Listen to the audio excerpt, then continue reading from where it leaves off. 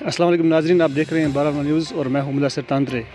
नाज़रीन, आए रोज़ हम आपको एक नए मेहमान से बात करते हैं। आज जो हमारे गेस्ट हैं ये किसी तारीफ़ के मोहताज नहीं। आज हमारे साथ बात करने के लिए नेशनल कॉन्फ्रेंस के डिस्ट्रिक्ट प्रेसिडेंट डॉक्टर सजाद साहब हैं। तो आइए इनसे कुछ हम बातचीत करते हैं। डॉक्टर साहब, आपको पहले हमारी बारामुल्ला न्यूज़ में आपका स्वागत है। शुक्रिया। तो डॉक्टर साहब, सबसे पहले मैं आपसे कहना चाहूँगा कि डॉक्टरी का एक बहुत बड़ा पेशा होता है। काफ़ी स्ट्रगल करना पड़ता है जब एक बच्चे को MBBS क्वालिफाई करना पड़ता है। उसके बाद आपने ये एजाज़ हासिल किया, उसके बाद आप सियासत में आ गए। तो डॉक्टरी से सियासत में आना, इसके पीछे क्या मकसद था आपका? देखिए मुदस्सिर जी, सबसे बड़ी बात यह है कि खिदमत खलक, डॉक्टरी में भी हम खिदमत खलक ही कर रहे थे और सियासत में भी हम सिर्फ खिदमत खलक की नीयत से आए हैं। मेरे वालिद साहब ने 50 साल इस इलाके की खिदमत की और ना कि ही इस इलाके की बल्कि पूरी रियासत जम्मू और कश्मीर की खिदमत की। जैसे कि आप जानते हैं कि उनको बाबाए रहबर तालीम कहा जाता है। 70,000 से ज़्यादा रहबर तालीम जो हैं, जो इस वक्त मास्टर ग्रेड में हैं, टीचर्स बने हुए हैं, कुछ ZDOs भी बन चुके हैं। तो 70,000 चूल्हे उन्होंने सिर्फ रहबर तालीम स्कीम के ज़रिए ही किए हैं।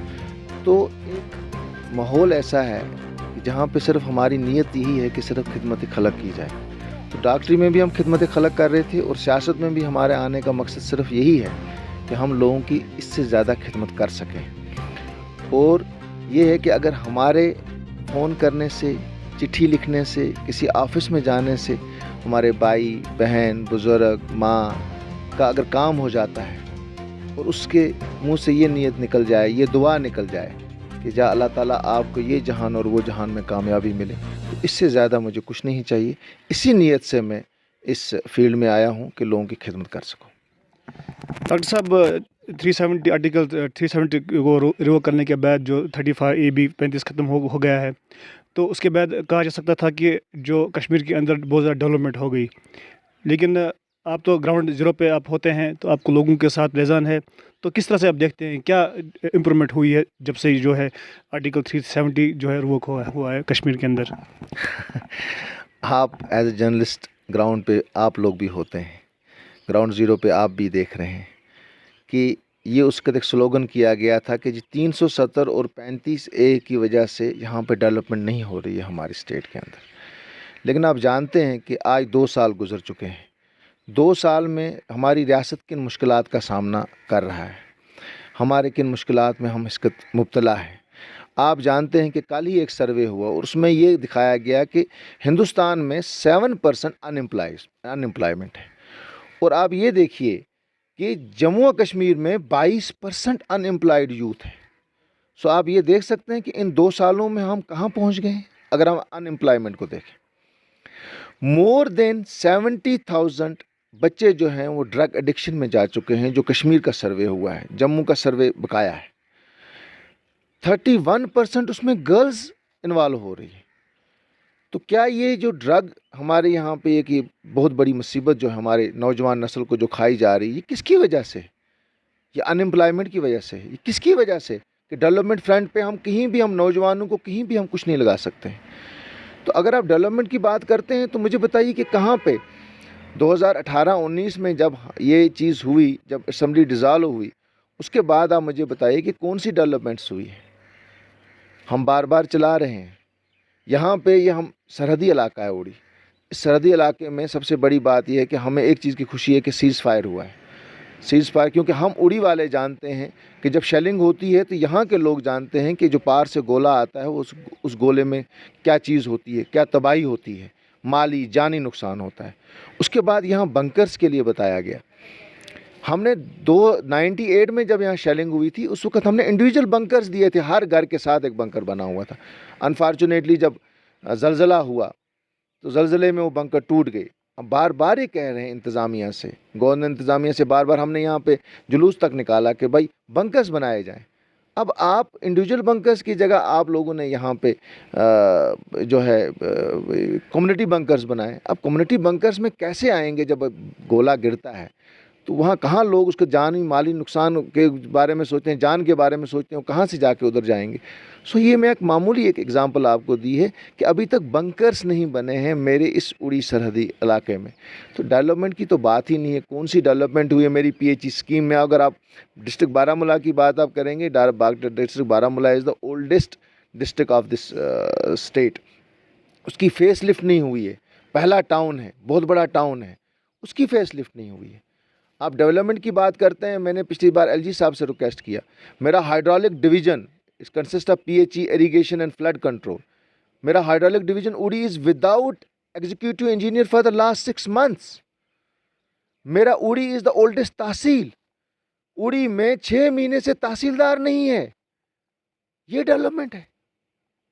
बच्चे सफ़र कर रहे हैं, उनको सर्टिफिकेट्स नहीं मिल रही है, पहाड़ी स्पीकिंग सर्टिफिकेट नहीं मिल रही है, उनको इनकम सर्टिफिकेट नहीं मिल रही है, उनको फार्म भरना हुआ है, उनको आरबीए नहीं मिल रही है। तो ये मैं आपको छोटी छोटी एग्जांपल बता रहा हूँ। मेरा बोनियार तहसील हेडक्वार्टर है, उसको एक बिल्डिंग नहीं है। तहसील हेडक्वार्टर में ऑफिसर्स को बैठने के लिए जगह नहीं है।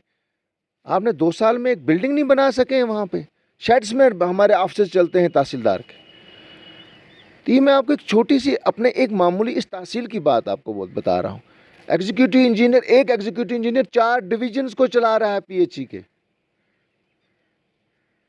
तो ये तो हाई हेडेडनेस है या क्या इसको मैं बात कहूँ, या एडमिनिस्ट्रेशन सोई हुई है, या एडमिनिस्ट्रेशन को परेशानी ही नहीं है। ये परेशानियाँ होती थी इलेक्टेड गवर्नमेंट को, ये परेशानियाँ होती थी इलेक्टेड रिप्रेजेंटेटिव्स को। मेरे उड़ी टाउन में 2017 में बाथरूम दिए गए, उनकी एक किस्त दी गई है, पेमेंट नहीं दी गई है, सेकंड किस्त उनकी नहीं दी गई है। हाउसलेस यहाँ पे उड़ी टाउन के लिए स्कीम आई, हाउसलेस लोगों के लिए। उन हाउसलेस लोगों को अभी तक वो पैसा नहीं दिया जा रहा है। हाउसलेस लोगों को हाउस के लिए पैसा नहीं दिया जा रहा है। तो ये अब डेवलपमेंट है। मेरी चुरुंडा रोड है, उसका डीपीआर गलत बनाया गया, क्या किया गया, पैसे ले लिए गए, लेकिन अभी तक मैं पिछले हफ्ते वहाँ भी गया, मैंने मीडिया से भी कहा, आप देखिए उनका हाल क्या है। अभी बारिश पड़ेगी वो रोड बंद हो जाएगी, 6 महीने के लिए वो रोड बंद हो जाती है। बार बार चला के कह रहा हूँ एडमिनिस्ट्रेशन को कि उस रोड को रिस्टोर कीजिए, उसका अगर डीपीआर नया बनाना है वो बनाइए, उसको पहुंचाइए जहां हमारी ज़रूरत होगी। हम भी लोगों के लिए निकले हुए हैं, हम भी लोगों को एडमिनिस्ट्रेशन को कहेंगे जो इसको हल किया जाए। कोई हीड ही नहीं है, कोई पूछता ही नहीं है। तो ये आप डेवलपमेंट देख रहे हैं। मैंने आपको कुछ चीज़ें सिर्फ गिन के बताई हैं। इसमें तो अगर लिस्ट में बताऊं तो बेशुमार लिस्ट है कि यहाँ पे क्या हुआ है, लेकिन मैंने आपको छोटी सी बताई है अनएम्प्लॉयमेंट के ऊपर, डेवलपमेंट फ्रंट के ऊपर और एडमिनिस्ट्रेशन फ्रंट के ऊपर कि यहाँ ये चीज़ें। तो एक तहसील की बात कर रहा हूँ, तो डिस्ट्रिक्ट की अगर मैं बात करना शुरू कर दूँ 7 कॉन्स्टिट्यूंसीज़ की, तो फिर तो लिस्ट ही बहुत बड़ी है। ये सर आए रोज़ जो है कश्मीर के अंदर बहुत ज़्यादा इनोसेंट किलिंग्स हो रही है। जिस तरह से पिछले हाल ही में एक जो है डॉक्टर जो कि एक ज़िंदगी देने वाला होता है, तो उसको मौत की घाट उतार दिया है। तो इस बारे में आप क्या ख्याल है? देखिए, मोस्ट अनफॉर्चुनेट इंसिडेंट हुआ है। पहले भी मिलिटेंसी यहाँ रही है, लेकिन सबसे बड़ी बात है कि इनोसेंट किलिंग नहीं होती थी, ह्यूमन शील्ड नहीं बनता था। अभी जाके गवर्नर साहब ने उसकी जुडिशल इंक्वायरी का ऐलान किया, हम उसको वेलकम करते हैं। और गवर्नर साहब ने कहा है कि 3-4 दिन में इसका रिज़ल्ट भी आ जाएगा and the culprits will be punished. एक बहुत अच्छा वेलकम स्टेप है, इससे लोगों में कॉन्फिडेंस आएगा और ऐसी इनोसेंट किलिंग्स जो हैं ये रुक जाएंगी। उनको अल्लाह ताला जन्नत फिरदौस करे, वो चले गए, लेकिन हमें उम्मीद है कि कम से कम उनकी कुर्बानियाँ रहेगा नहीं जाएगी। और अब आइंदा कोई भी अगर इस किस्म का इनकाउंटर होगा तो कहीं ह्यूमन शील्ड्स नहीं बनाया जाएगा, बेगुनाहों को जाके कत्लेआम नहीं किया जाएगा। और हमने पिछली बार हमने इसमें प्रोटेस्ट भी किया, हमारी लीडरशिप में सब लोगों ने अक्रॉस द पार्टी लाइंस, हमें खुशी है। तो कम से कम ये चीज़ तो कम से कम हुई कि उनकी डेड बॉडीज़ तक वापस नहीं दे रहे थे। पहले उनको डिक्लेयर कर दिया गया कि भाई ये मिलिटेंट अपर ग्राउंड है, फिर कहा गया सिंपथाइजर्स हैं। एटलीस्ट लास्ट पे इन्होंने माना कि भाई ये क्रॉस फायरिंग में मारे गए या ह्यूमन शील्ड के तौर पे इनको बुलाया गया। तो we welcome this decision of honourable LG साहब कि उन्होंने कहा है कि हम इसकी एक तहकीकात करेंगे और हमें उम्मीद है कि साफ शफाफ तहकीकात होगी और कल्प्रिट्स जो हैं वो बुक होंगे ताकि आइंदा इस किस्म के इंसिडेंट्स नहीं होने चाहिए। सर पिछली बार जो है डीडीसी के इंतखाबात हुए, उसमें जो है नेशनल कॉन्फ्रेंस के मैंडेट पे एक जो है डीडीसी नुमाइंदे ने यहाँ पर जीत हासिल की ब्लॉक बोनियार से। तो लोगों की अक्सर शिकायत रहती है कि वो जो है ग्राउंड जीरो पे कोई काम नहीं हो रहा है उनकी तरफ से। और लोगों की ये शिकायत है आमतौर, अगर ख़ास तौर पर हम बात करें तहसील बोनियार की, तो वो जो ज़्यादा बुनियाद में जो ज़्यादा जो डेवलपमेंट नहीं हो रही है डीडीसी की तरफ से। देखिए, एक सिस्टम होता है, एक निज़ाम था, उस निज़ाम को 2019 में ख़त्म किया गया। पीपल्स रिप्रेजेंटेटिव्स होते थे, एमएलए हुआ करता था, स्टेट में गवर्नमेंट हुआ करती थी, वो चीज़ें ख़त्म हो गई हैं। अब इन्होंने डीडीसी इलेक्शन किए, हमने कहा चलो सरदारी जो है वो लोगों का हक है, आवाम का हक है सरदारी। आपने डीडीसी किया, लेकिन डीडीसी वालों को पावर ही नहीं है। उनको बेचारों के पास जो जितनी भी छोटा मोटा जो है वो काम कर सकते हैं, वो कोशिश करते हैं, लेकिन जो ऑन ग्राउंड जिनको जो पावर्स होने चाहिए उनके पास, वो अभी तक नहीं मिले। और डीडीसी चेयरपर्सन ने भी बार बार अपनी मीटिंग्स में गवर्नर इंतज़ामिया से कहा है कि भाई हमें पावर्स दिए जाएं। अब फॉर एग्जांपल हम बोलेंगे उन्होंने कैपेक्स बजट उनको दिया, कैपेक्स बजट में उनको बोला गया कि भाई 7 लाख से नीचे कोई काम ही नहीं होना चाहिए। अब आपको पता है कि गांव में 2 लाख के काम भी होते हैं, 1 लाख का काम भी होता है, और वो भी उसका भी टेंडर होगा। अब आप खुद सोचिए कि टेंडरिंग प्रोसेस में अगर गांव में भी हमने 2-2 लाख के, 1-1 लाख के, 3-3 लाख के काम करने हैं, उसमें भी अगर टेंडरिंग का प्रोसेस शुरू हो जाएगा तो इट विल टेक 6 मंथ्स। तो पहले ये चीज़ नहीं होती थी। इस चीज़ को ख़त्म करना चाहिए। अगर वाकई वो ग्राउंड पे चाहते हैं कि लोगों के काम हों, तो उनको जैसे सीडी फंड दिया जाता था एज एन एमएलए को, और एमपी को एमपी लैड दिया जाता है, उस तरीके से उनको फंड दिया जाए ताकि वो हर गांव में 2-2, 3-3, 4-4 लाख रुपया दे सकें, ऑन स्पॉट पे दे सकें, और लोगों के छोटे मोटे जो काम है वो कर सकें। बाकी they are trying their level best, लेकिन पावर्स उनको भी नहीं दिए गए, ख्वाब उनको भी बहुत ज़्यादा दिखाए गए, हम आपको ये दे देंगे, ये दे देंगे, ये दे देंगे, लेकिन ऑन द ग्राउंड पे अगर आप देखेंगे वो पावर्स नहीं दिए गए हैं। तो जब तक वो पावर्स उनको नहीं देंगे तो तब तक वो क्या कर सकते हैं। सर आखिरी सवाल आपसे है कि 370 ख़त्म भी हुआ है, और आजकल के जो हालात कश्मीर के अंदर हैं, अगर आजकल की सिचुएशन में इलेक्शंस अनाउंस होते हैं असम्बली के, कि आपकी पार्टी जो है इस इलेक्शन में पार्टिसिपेशन करना चाहेंगी इन हालातों में? बिल्कुल, हमारी लीडरशिप ने तो ये फ़ैसला ऑलरेडी किया हुआ है। फ़ारूक साहब के पास कई बार कहा गया, और ये देखिए अवामी सरदारी का हक है, अवाम का हक है। जब इलेक्शंस होंगे उस वक़्त पार्टीज़ ने हिस्सा लेना है, लेकिन उससे पहले हम ये कहते हैं कि हमारा स्टेटहुड बहाल किया जाए। देखिए 370 और 35A जो है वो इस वक़्त कोर्ट में है, in the court of law. तो in the court of law वाली चीज़ के ऊपर हम डिस्कशन नहीं कर सकते। हमने वो चीज़ करनी है, लेकिन वो हमने कोर्ट में डाला हुआ है, वो कोर्ट में फैसला होगा उसके बारे में। लेकिन स्टेटहुड जो है, ये आपको हैरानी होगी मुदस्सर जी कि यहाँ पे हिंदुस्तान में it's a big democratic country. यहाँ पे जो है, जो यूटीज़ बनती थी स्टेट्स, ये पहली मर्तबा है कि एक स्टेट को, इतनी बड़ी स्टेट को यूटी बनाया गया और 2 हिस्सों में बांटा गया, लद्दाख और इसमें। हमारा एक तमद्दुन था, हमारा एक यूनिटी थी, हिंदू मुस्लिम सिख इतिहाद था। हमारे यहाँ पे कहते थे कि हमारी हमारी स्टेट के अंदर डाइवर्सिफिकेशन है।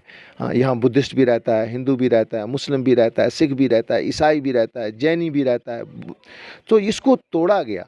हम चाहते हैं कि हमारी स्टेट को पहले बहाल किया जाए, हमारा प्राइम चीज़ जो है स्टेटहुड वापस दिया जाए, और उसके बाद इलेक्शन का डिलिमिटेशन चल रहा है, डिलिमिटेशन होगी, उसके बाद ये फैसला लिया जाएगा इलेक्शन को। और हम चाहते हैं कि अवामी जो सरदारी जो आवाम का हक है, इसको फौरी तौर पे लोगों को वापस रिस्टोर किया जाए। सर 2014 में जो है आप लोगों ने जो है बुनियार में आके बुनियार की आवाम से, जो खासकर बुनियार की तहसील के लोगों के साथ प्रॉमिस किया था, और आप किस हद तक उन कामों में जो है खरा उतरे?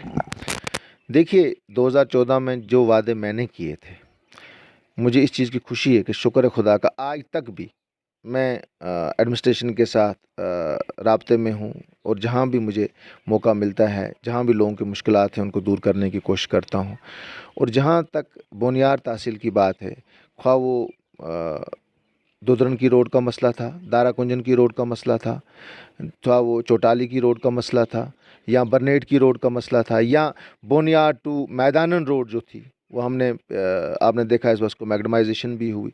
जो जो वादे मैंने वहाँ पे किए थे, खा वो लच्छीपोरा माइया की बात थी, लिम्बर की बात थी, या पहलीपोरा की बात थी, या डिग्री कॉलेज बोनियार के लिए था, हमने डिग्री कॉलेज बोनियार देखिए उसका काम चल रहा है।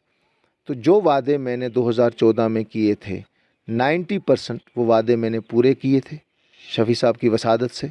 और मुझे खुशी है कि एटलीस्ट मैं बोनियार की आवाम के सामने मैं जा सकता हूँ और कह सकता हूँ कि जो जो वादे मैंने उसको 2014 के इलेक्शन में किए थे कि हम ये करेंगे, मैंने वो 90% वादे पूरे किए। हाँ, कुछ 10% रह गए होंगे, उसका रीज़न ये था कि हुकूमत अचानक जो है हमारी टर्म कंप्लीट नहीं हुई, डिसमिस हुई और जो असम्बली जो है उसको डिज़ाल्व किया गया।